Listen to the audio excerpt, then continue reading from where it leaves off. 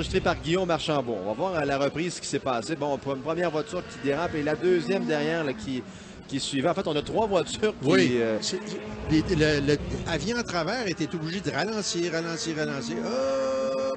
C'est la voiture numéro 91 de Matthew Taskinen qui est parti en travers. C'est aux portes du Plessis. Vous en parliez. Sur le jumbo screen, on va voir de quelle façon a perdu Bertrand Godin son pneu. Et je suis vous avez raison. Moi, je pense qu'il y a eu touché. Oui, avec... est-ce que c'est la voiture de Bertrand Godin ou la voiture de Légaré? Ah, ben oui, Bertrand, est-ce qu'il y a eu... Est-ce qu'il y a eu un contact? Je pense pas. Je pense que c'est simplement la roue arrière qui s'est détachée, la roue arrière gauche qui se détache de la voiture 77. On le voyait de lui, puis ils prennent tous la même vitesse et ouais, on y va. Et ça, on a dû se retirer, oui, à la porte d'une voiture qui a dû se retirer pendant que... Oh, on a manqué le virage. C'est ça l'accident. La voiture 97 de Jacob Moreau. Bravo, on a gardé les moteurs en vie, on le surveille ici. Il y a eu une sortie en tête à queue pour deux voitures. La voiture numéro 3. Voiture numéro 3, celle de Logan Cusson. Et on a vu par la suite une autre sortie en tête à queue, la voiture... Bon, alors, on voit, les deux appliquent les freins. Mais impossible de voir la voiture blanche, le numéro de l'autre voiture blanche impliquée dans cet accident. Est-ce que c'est celle? Serge, parce que tout le monde est... Le drapeau jaune, qu'est-ce qui est arrivé à Martin Brousseau? Perte de contrôle, tout simplement. Part en tête à queue. Pas de collision. Non, on a réussi à éviter les dents. C'est vraiment, là, pris en sandwich. Il est pourtant complètement à l'extérieur, Moreau. Moreau est sur la vraie trajectoire. Normalement, il devrait freiner plus fort, laisser passer les deux meneurs et tout simplement se réintégrer derrière. Jacob Moreau, je peux pas croire qu'il n'a pas vu qu'il y avait deux pilotes. Donc, voilà, un petit tête à queue de José Sanson. On va revoir sur les écrans qu'est-ce qui est arrivé. Ouais, c'est le mouvement, mouvement classique, effectivement. Donc, on le voit, il est comme coéquipier, la 75 d'Alex Abridge, le père et la 88 de Michael Abridge. Mais c'est alors que là, on voit Marc Héroux qui a fait un tout droit là, au bout de la ligne droite du Carmel. Marc Héroux qui est allé dans l'échappatoire. Pas de dommage sur la voiture, il va pouvoir reprendre la piste. Kevin King est à 3 dixièmes de seconde quand même, c'est beaucoup. Alors que là, on voit, c'est Éric Chaput qui a fait un tout droit. Oh, Éric Chaput, pilote, lui aussi débutant. Ouais, il a heurté le mur de pneus, ça ne semble pas trop grave, mais ouais, il a pu repartir. Hein. Quand je vous disais que les Nissan Micra sont des voitures solides, voilà, contact avec le mur de pneus. On continue, c'est juste du dégât matériel, un petit peu de carrosserie, devrais-je dire. Mais c'est vrai, regardez bien sur les écrans géants, donc un petit contact.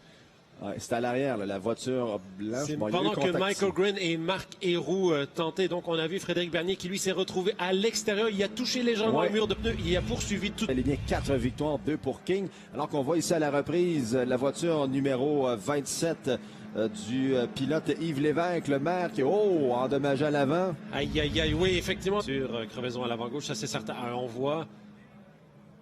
Oh, c'est Jean-Michel Isabelle qui est arrivé. Oh, c'est un petit peu... c'est bizarre. On dirait que les deux étaient tellement à la limite que les deux étaient un petit peu hors contrôle. Mais c'est sûr que, bon, c'est Exton qui...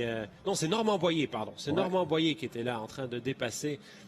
Exton était déjà passé et c'est Normand Boyer donc, qui a heurté la voiture de Jean-Michel Isabelle. Ouais, mais dans le cas de Normand Boyer, je pense que la trajectoire était bonne. Bon, c'était... Tenter de protéger sa position qui se fait un tout petit peu tasser par Kevin King, mais c'est tout à fait normal. Elle se retrouve prise entre les deux. Elle ne peut pas vraiment faire grand-chose, Valérie. Et pour Jake Exton, ben, lui non plus. Il y a le mur à sa gauche, il y a Valérie Lima. Mais quand on voit comment, on le revoit ici sur vos écrans, comment Frédéric Bernier a eu des contacts aujourd'hui. On voyait déjà le rétroviseur côté droit qui pend là suite à un précédent contact. Là, ils sont envoyés par en arrière dans le mur de pneus. Donc des petits dégâts au niveau de l'arrière droit de la voiture, mais Frédéric Bernier qui poursuit sa course. Bon, c'est sûr que là encore une fois, on va attendre la décision des officiels, bien entendu, à évaluer si c'est un contact évitable de la part de Fady Mourat, auquel cas il sera. Et Frédéric Bernier. On voit donc qu'il y avait Jean-Michel Isabelle. Oh, c'est Frédéric Bernier qui est sorti de route, qui est allé frapper le mur de pneus. Malheureusement, Normand Boyer est arrivé à ce moment-là. Aucune possibilité pour Normand Boyer, bien entendu, d'éviter le contact. Ouais, un contact solide à l'arrière. Hein. Vraiment heurté de plein fouet la voiture. Absolument, voiture 98 de Daniel Blanchette. Non pas de Victoriaville, mais de Bécancour. Ouais. Et problème de freinage. Et puis maintenant, il s'en allait dans le mur. Alors, il a sauvé la voiture. C'est des voitures qui coûtent très cher. Il faut bien préparer. Les Honda, il a bien fait ça. Il est rendu très populaire. Est survenu sur la piste du Grand Prix de Trois-Rivières. Oh! Bon, un petit problème de freinage. Je croyais que derrière, il pouvait y avoir contact. Non, pas du tout. Non, c'est roue gauche, roue droite, arrière. Ouais, arrière droite. Bon. Avec la voiture de Paul Dargy. Bon, encore une fois, le mur continental. Oh, on a perdu. On a cassé soit le moyeu, là, si je voyais la roue, je pourrais vous dire. Ça a l'air que le centre de la roue est arraché complètement. Alors. Oh, ouais. Oui, ça, le pauvre lui. Ah non, c'est. Pendant cette période de qualification, des accidents également de nos deux meneurs. Et puis. Ça, c'est le 71. Oui, le Garantsky. Ça, c'est le deuxième problème qu'il a. Et celui-là est pas mal plus sérieux. Ouais, c'est un début de journée. Un premier tout droit. Il y en a eu quelques-uns des tout droits dans le virage du Carmel. Cette fois, c'est Bob Attrell, la voiture numéro 88. On va certainement voir M. Bolin dans les prochaines secondes. Une première fois. Voiture de course, donc on a probablement appuyé. On va voir ce qui s'est passé à la reprise avec la voiture. C'était déjà sauté. Ce que j'ai l'impression, c'est que le moteur a carrément explosé. Vous voyez l'huile. Et là, quand on a voulu accélérer, quand le moteur explose... Oui, définitivement, c'est un jaune généralisé. On va revoir l'incident ici. On voit Julien Pilon qui est complètement à l'extérieur. Manque de place. Et on a vu le Civic qui a essayé de fermer la porte à Bolin. Bolin a été un peu, comme on dit, un spectateur qui s'est fait coincer là-dedans. Je crois que c'est le 55 là, qui a été un peu agressif à refermer, alors qu'on aurait pu essayer.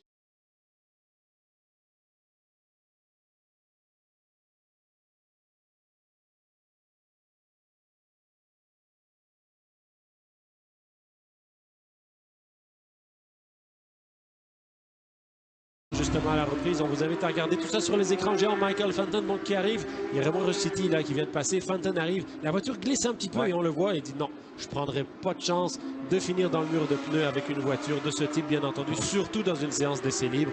Alors c'est un geste tout à fait normal du pilote Michael Fenton, présentement classé en 7e place. Michael Fenton, soulignons Frédéric, qu'il a beaucoup roulé comme ici à Trois-Rivières avec des BMW, c'était en CTC tête à queue, celui-là aurait pu être un petit peu plus compliqué, alors que là on revoit un petit contact, ou en tout cas ça a été Remo Ruscitti et Michel Bonnet. Oh, Michel Bonnet, il n'a pas vu Remo Ruscitti, mais c'est vrai que Ruscitti en essai libre, je pense qu'il n'y avait peut-être pas besoin de tenter de passer comme ça à l'intérieur. Donc un petit contact latéral entre les deux voitures. Heureusement, personne n'a heurté le mur. Si, un petit peu Ruscitti, le mur intérieur, oui. Bon, ça... Le dernier tout droit de Patrick Dussault. Oui, Patrick Dussault qui, je pense qu'il a pensé jusqu'à la dernière limite qu'il allait pouvoir faire le virage et c'est ce qui explique que là, il n'est pas allé. Quelques voitures. Qu'est-ce qui s'est passé, Philippe, là-dessus? Regardons ça. Bien, perte de contrôle, tout simplement. Stéphane Radzinski qui perd l'arrière de la voiture. Là, bien entendu, il y a assez d'adhérence, de motricité sur... Alors, on est au bout de la ligne droite du Carmel. On voit qu'Étienne vient comme pour prendre, il veut se déporter à l'intérieur pour tenter de faire à l'intérieur à Stéphane Radzinski, mais il heurte un tout petit peu la voiture de Radzinski. Ça fait en sorte que Radzinski touche le mur très légèrement. On va être un peu plus proche des conditions de piste que ce qu'on avait ce matin en qualification. Là, pour l'instant, il fait beaucoup plus chaud et donc, encore une fois, ça va être intéressant la fin de course parce que pour voir les meneurs là qui viennent de passer, on revoit ce qui est arrivé. C'est Walker qui vient pour passer à l'intérieur de Michel Bonnet. On coupe complètement la trajectoire. Et c'est de la manière que ça s'est produit entre Bonnet et Walker lors de cette manœuvre de dépassement. Oui, par contre, Walker n'était pas vraiment non plus à la hauteur de Michel Bonnet là, pour tenter de réussir ce dépassement. On parle des pilotes classés 9e et 10e. James Walker, lui, dispose d'une voiture de... Avec de la difficulté, ça vient de se passer. Oui, ça vient de se passer. Étienne est arrivé à l'intérieur de Remo Ruscitti. Il a vu à la dernière minute, Étienne n'a pas... Je pense qu'il a été un petit peu déconcentré, Remo Ruscitti. Donc, manœuvre parfaite d'Étienne parce que c'est vrai qu'Étienne a tout simplement dit « Je prends la place », mais il n'y a aucun risque d'accrochage. Étienne était parfaitement en contrôle et c'est Ruscitti qui est allé à l'erreur. Donc, pour Étienne Bourgeat, évidemment, une place de gagner de très, très belle manière. Étienne, on peut le souligner quand même que c'est sa dernière course du week-end, la Coupe Porsche aujourd'hui. Oui. Qu'est-ce qui s'est passé avec M. Fenton? Il perd l'arrière dans le virage, à la sortie du virage numéro 2, là, au début de la descente vers la porte du Plessis.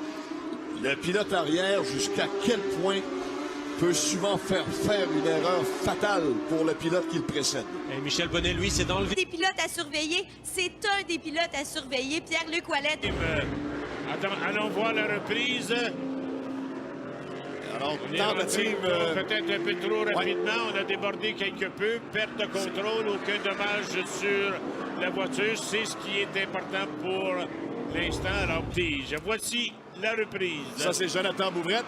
On doit appliquer les freins, on manque le virage. Alors, c'est beaucoup d'ajustements. Beaucoup.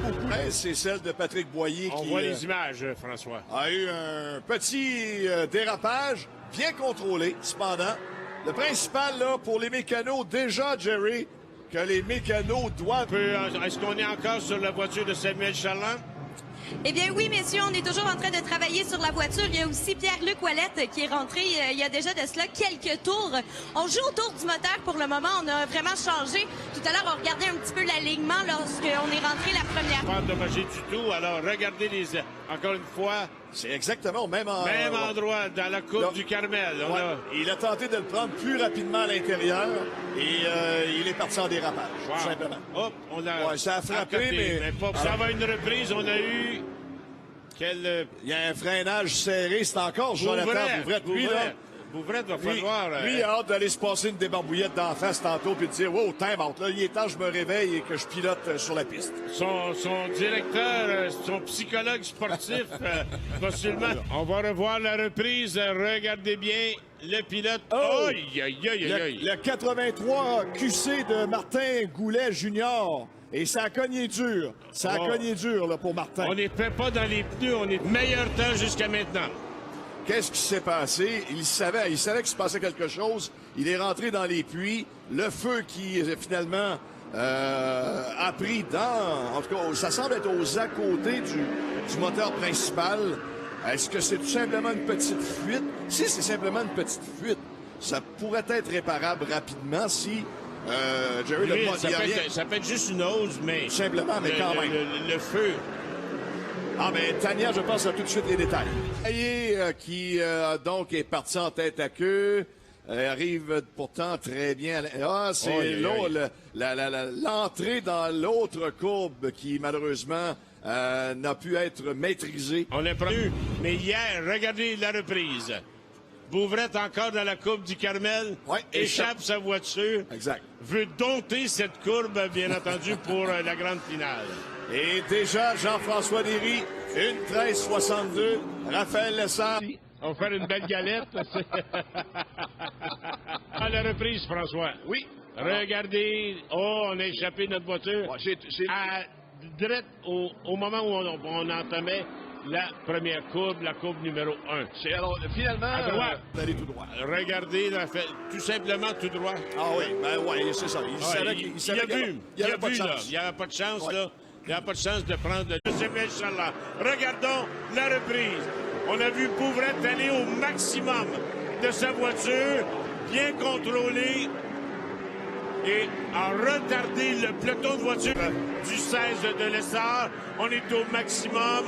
On a tout simplement débalancé la voiture. À l'entrée, on tournait à droite. Alors Lessard, lui, qui est habitué de tourner à... Samuel Charland qui a tout simplement échappé le bolide. Est-ce qu'on a un problème mécanique? On est dans l'échappatoire avec la voiture numéro 41, le Concorde, présenté par le Concorde. On regarde, c'était derrière la voiture numéro 59, pilotée par Jean-Pierre Ouimet, également de Terrebonne. Alors, on pense qu'on va peut-être être en mesure de le faire repartir sur la compression. Je ne crois pas. Mais ça semble difficile. On va isoler la voiture. Oh, incapable. Ça prend l'équipe. Est-ce qu'on aura besoin donc des... Le départ est donné et cette fois, Derry à l'intérieur. On a allumé les pneus du côté de Kingsbury, de Mathieu Kingsbury. On est allé à fond de train. On a dû freiner rapidement. On arrive dans les portes du Plessis. On a une voiture, le 43. Oui, Patrick Boyer, regarde. Aïe, aïe, aïe, aïe, aïe. Là, j'espère que Patrick est sorti de sa voiture. C'est en allé immédiatement dans la zone de dégagement. C'est ce que je crains le plus dans la compétition de sport motorisé. J'ai vécu des situations tout au cours de ma jeune carrière et le feu, c'est incontrôlable lorsque ça arrive. Ouais. Faut mentionner aussi que les pilotes sont serrés. Alors, entre Matt Anderson, le pilote du New Hampshire, qui part en tête à queue, et malheureusement... On a bloqué le chemin, tout simplement. Ouais. Anderson du New Hampshire a échappé son bolide, toujours dans la fameuse courbe du Carmel. Yep. Regarde bien ce qui s'est passé. Un petit 360. A décidé de prendre le raccourci pour vouloir retourner en piste, mais c'est pas dans cette direction. Mais regarde ce qui s'est passé entre Thierry Lessard et Danny Trépanier. Ça a permis à Martin Goulet de repasser devant Raphaël Lessard. Et celui qui en a payé le prix, mais c'est le 21 de Thierry. Et même Matthew Kingsbury aussi a réussi à passer. Il est maintenant 3e. Thierry Trépanier. Thierry maintient le couloir intérieur. On applique les freins encore pour Matthew Kingsbury qui maintient sa ligne à l'extérieur. Oh, Trépanier! On s'est touché! On s'est touché entre Jean-François Thierry et Danny Trépanier, le 21 et le 19. Encore une fois! Oh, stratégie payante! Lessard passe deuxième avec... Voilà, Trépanier et Thierry tout simplement perd le contrôle par lui-même dans le virage numéro 1. Et ça lui fait perdre certaines positions. De cette Rémi Perrault, la même chose, mais lui, c'est une sortie de piste. Est-ce qu'il va rester 3? Goulet, le 83. Voiture de Jean-Philippe Bergeron. Numéro 100 voulait rattraper son tour. Regarde la reprise. On vient coller le pare-choc arrière. On s'en vient maintenant du côté gauche. On s'accote quelque peu sur le 19 de Danny Trépanier. Et on a évité la catastrophe. Tour au Grand Prix de Trois-Rivières pour le championnat de stock-car canadien. On voit la voiture de Joe Maillet qui est maintenant, lui, en difficulté. Est-ce qu'il sera forcé à... Trépanier, Goulet, Kingsbury. Là, attention à Lessard. Aïe, aïe, aïe, aïe, aïe. Est-ce que Trépanier a commis une erreur? Est-ce que Goulet en profite? Martin Goulet, le numéro 83. On est side by side, will to will, aujourd'hui avec la première présence au Grand Prix de Trois-Rivières. 51, Michel Hamel, sorti en tête à queue. Regarde la reprise. Tout simplement, tout seul. Danny Trépanier. Oui, mais le tour est ruiné parce qu'il y avait un jaune localisé dans le coin qui était là. Il est obligé de lever le pied. Et puis, regardez. Ah. Quand même contrôlé. Petit dérapage contrôlé dans le 2.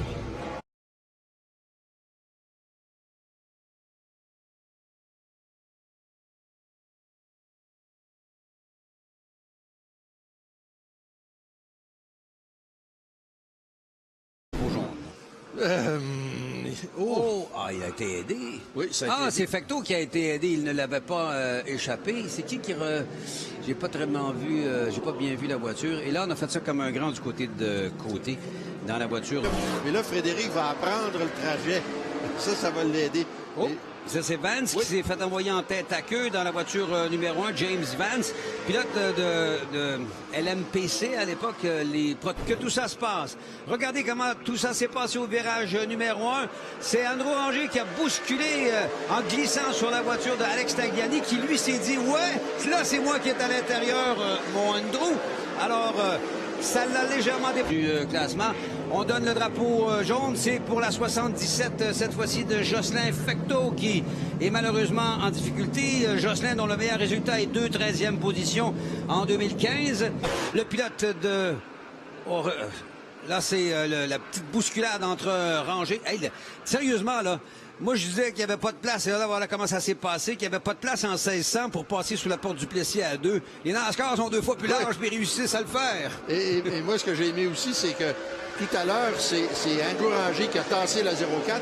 J'ai l'impression qu'il a été aidé. Non, oui.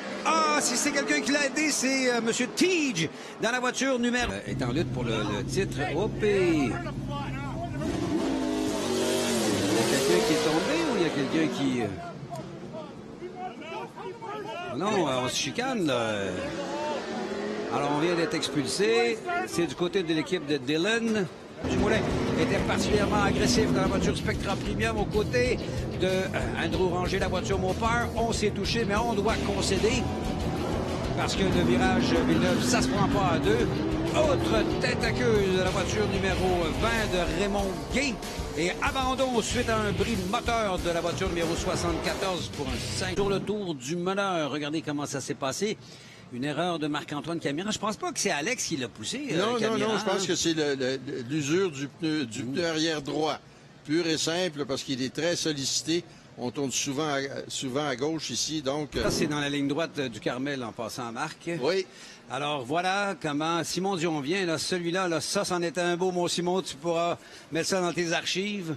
Regardez ça. Non pas un, deux pilotes. Et quand vous passez à DJ Kennington et... Neutralisation aussi. Oui.